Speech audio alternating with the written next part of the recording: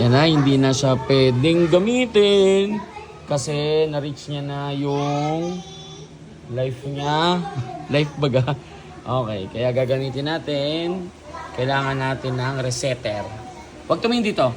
Okay, ang resetter. Siyempre, ang ating model ay 3210. Nag-select ako ng model 3210.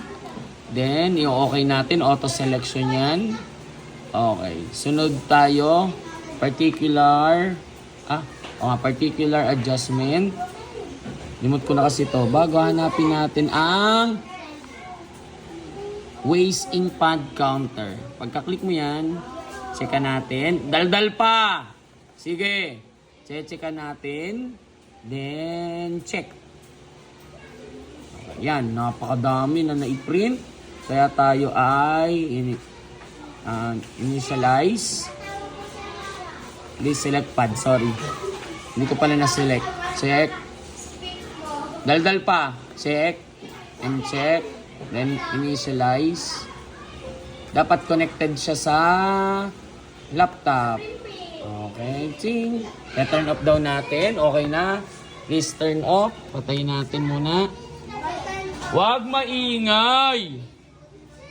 Mamaya, ayusin ko lang ang printer. Then, patayin na siya. I-okay na natin. Okay yan. Sabi dyan, the waist ink pad counter has been initialized properly. Turn on natin. Tingnan nyo, wala na siyang ilaw. Successful! Pwede na uli mag-print ng kahit na napakadaming pagpiprint. Okay na natin. Okay, finish. Okay. Okay, cancel. Okay na yan, cancel na natin. Quit. Okay na, thank you. Okay na uli ang printer. Pwede na uli mag-print. Bye-bye.